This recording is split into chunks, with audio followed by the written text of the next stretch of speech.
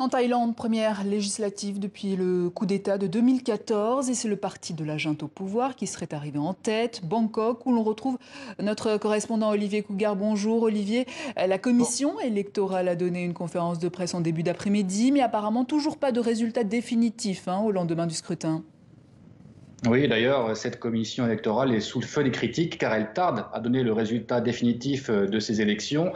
Sur les réseaux sociaux, certains Thaïlandais crient à la manipulation, demandent même sa dissolution. Alors les dirigeants de cette commission électorale appellent au calme, rejettent tout soupçon de fraude. Ils évoquent des problèmes techniques. La commission électorale souligne qu'elle a jusqu'au 9 mai pour donner le résultat définitif de ces élections. Alors dans ce contexte tendu, les grandes manœuvres politiques commencent. Le Pheu Thai, le parti pro-Thaksin, clame le droit de former un gouvernement. Il invite en fait tous les partis qui sont opposés à la junte militaire au pouvoir à intégrer une grande coalition. Mais aujourd'hui, en fait, l'homme qui est le mieux placé pour conserver le pouvoir en Thaïlande, c'est le général Prayut Chan-o-cha.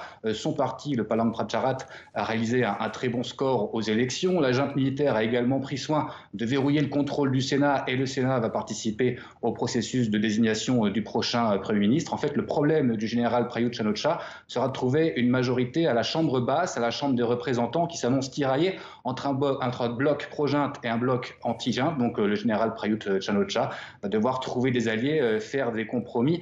C'est une situation inhabituelle pour le général qui dirige la Thaïlande sans partage depuis le coup d'État de 2014.